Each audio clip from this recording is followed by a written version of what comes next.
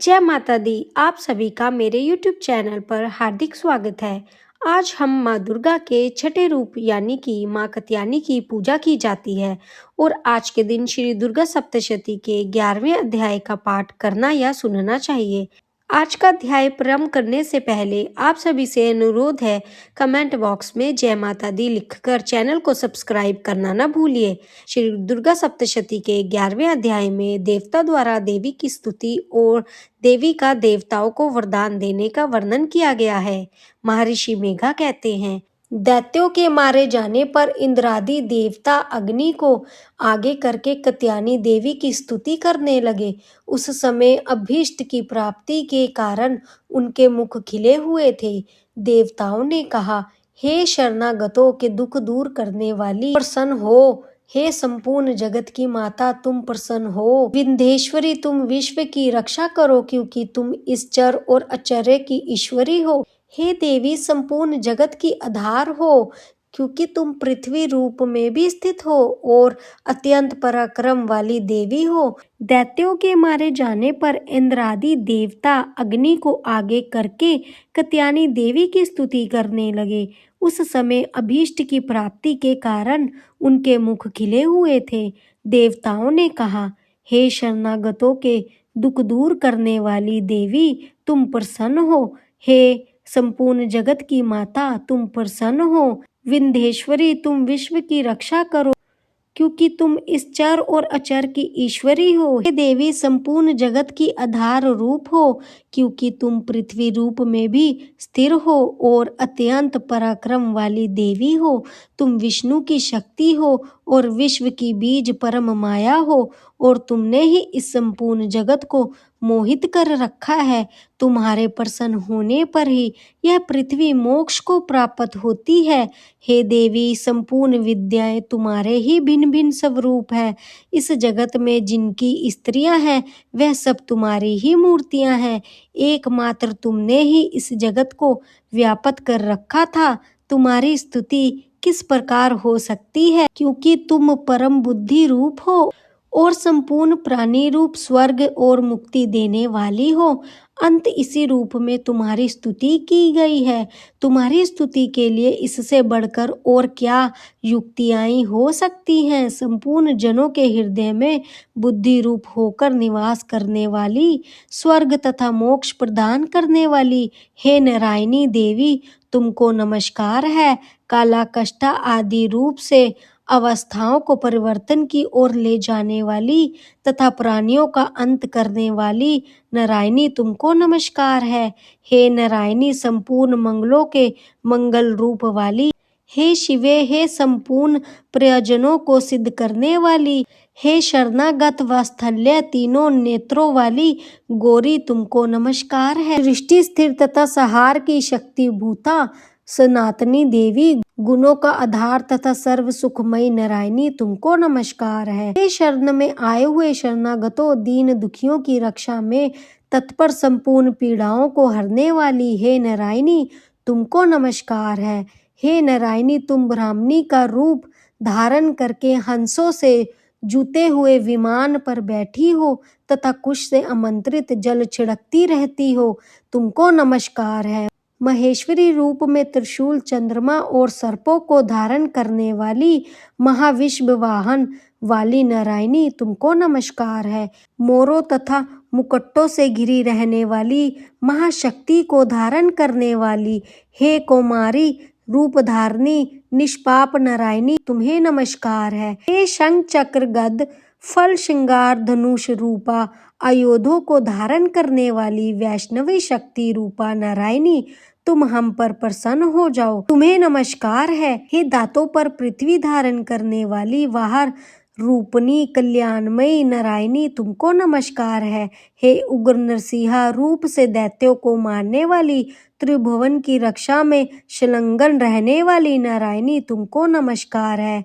हे मस्त पर कीट और हाथ में महाध्वज धारण करने वाली, सहस्त्र नेत्रों के कारण वित्रासुर के प्राण हरने वाली इंद्रिय शक्ति हे नारायणी, तुमको नमस्कार है। हे शिवदूती स्वरूप से दैत्यों के महामद को नष्ट करने वाली, हे घोर रूप वाली, हे महाशब्द वाली, हे नारायणी तुमको नमस्कार है। दंडों के कारण विकराल मुख वाली, माल से विभूषित मुंड मर्दानी, चमुंडा रूपा नारायणी तुम्हें नमस्कार है। हे लक्ष्मी लज्जा महाविद्या श्रद्धा पुष्टि स्वधा ध्रुवा महारात्रि तथा महाविद्या रूपा नारायणी तुमको नमस्कार है। हे मेघा सरस्वती सर्वकुष्ठ ऐश्वर्य रूपनी पार्वती महाकाली नित्यंता तथा ईश्वर रूपनी नारायणी तुमको नमस्कार है। हे सर्वरूपा सर्व ईश्वरी सर्वशक्ति युता देवी हमारी भय से रक्षा करो तुमको नमस्कार है। हे कत्यानी तीनों नेत्र से विभूषित सब तरफ के डरों से हमारी रक्षा करो तुम्हें नमस्कार है। असुरों को नष्ट करने वाला तुम्हारा त्रिशूल हमें भय से बचाए तुमको नमस्कार है। हे देवी जो अपने शब्दों से इस जगत को पूरित करके दैत्य के तेज को नष्ट करता है, वह अपना घंटा इस प्रकार हमारी रक्षा करे जैसे कि माता अपने पुत्र की रक्षा करती है। हे चंडिके असुर के रक्त और चर्बी से चर्चित जो आपकी तलवार है वह हमारा मंगल करे हम तुमको नमस्कार करते हैं। हे देवी तुम जब प्रसन्न होती हो तो संपूर्ण रोगों को नष्ट कर देती हो और जब रुष्ट हो जाती हो तो संपूर्ण वंचित कामनाओं को नष्ट कर देती हो और जो मनुष्य तुम्हारी शरण में जाते हैं उन पर कभी विपत्ति नहीं होती हो बल्कि तुम्हारी शरण में गए हुए मनुष्य दूसरों को शरणा देने योग्य हो जाते हैं। अनेक रूपों से बहुत प्रकार की मूर्तियों को धारण करके इन धर्मद्रोही असुरों का तुमने संहार किया है, वह तुम्हारे सिवा कौन कर सकता था। 10 विद्या 6 शस्त्र और 4 वेद तुम्हारे ही प्रकाश से प्रकाशित है, उनमें तुम्हारा ही वर्णन है और जहाँ राक्षस विशाले सर्प शत्रुघ्न है वहाँ और समुद्र के बीच में भी तुम साथ रहकर इस विश्व की रक्षा करती हो। हे विनेश्वरी तुम विश्व का पालन करने वाली विश्व रूपा हो इसलिए संपूर्ण जगत को धारण करती हो, इसलिए ब्रह्मा विष्णु महेश की भी वंदनीय हो। जो भक्ति पूर्वक तुमको नमस्कार करते हैं वे विश्व को आश्रय देने वाले बन जाते हैं।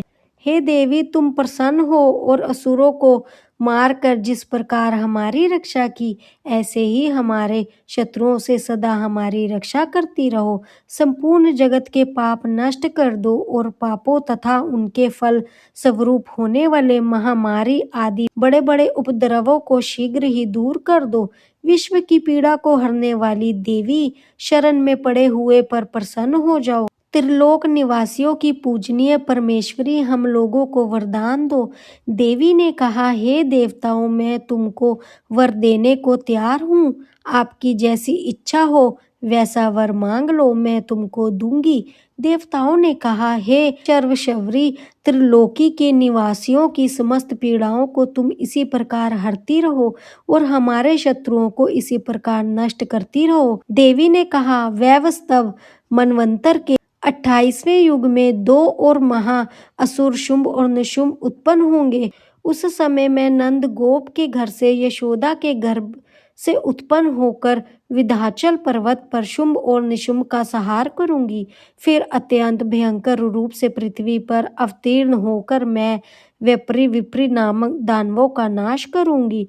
उन भयंकर महाअसुरों को भक्षण करते समय मेरे दांत अनार पुष्प के समान लाल होंगे। इसके पश्चात स्वर्ग में देवता और पृथ्वी पर मनुष्य मेरी स्तुति करते हुए मुझे रक्तदानिता कहेंगे। फिर जब 100 वर्ष तक वर्षा न होगी तो मैं ऋतुओं की स्तुति करने पर अयोजिन नाम से प्रकट होंगी और अपने 100 नेत्रों से ऋषियों की ओर देखूंगी। अंत मनुष्य ताशी नाम से मेरा कीर्तन करेंगे। उसी समय मैं अपने शरीर से उत्पन्न हुए प्राणों की रक्षा करने वाले शासकों द्वारा सब प्राणियों का पालन करूंगी। तब इस पृथ्वी पर शकंबरी के नाम से विख्याता होंगी। इसी अवतार में मैं दुर्ग नामक महाअसुर का वध करूंगी और इससे मैं दुर्ग देवी के नाम से प्रसिद्ध होंगी। इसके पश्चात जब भी मैं भयानक रूप धारण करके हिमालय निवासी ऋषियों महर्षियों की रक्षा करूंगी तब भीमा देवी के नाम से मैं ख्याति होंगी। और जब फिर अरुण नाम असुर तीनों लोगों को पीड़ित करेगा, तब मैं असंख्य भ्रमरों का रूप धारण करके उस महादैत्य का वध करूंगी। तब स्वर्ग में देवताओं और मृत्यु लोक में मनुष्य मेरी स्तुति करते मुझे भ्रमरी नाम से पुकारेंगे। इस प्रकार जब जब धरती राक्षसों से पीड़ित होगी, तब तब मैं अवतारित होकर शत्रुओं का नाश करूंगी। सभी प्रेम से बोलिए जय माता दी। यहीं पर हमारा 11वां अध्याय समाप्त होता है। अगर आपने यहाँ तक पूरा अध्याय सुना है तो कमेंट बॉक्स में जय माता दी जरूर लिखिए।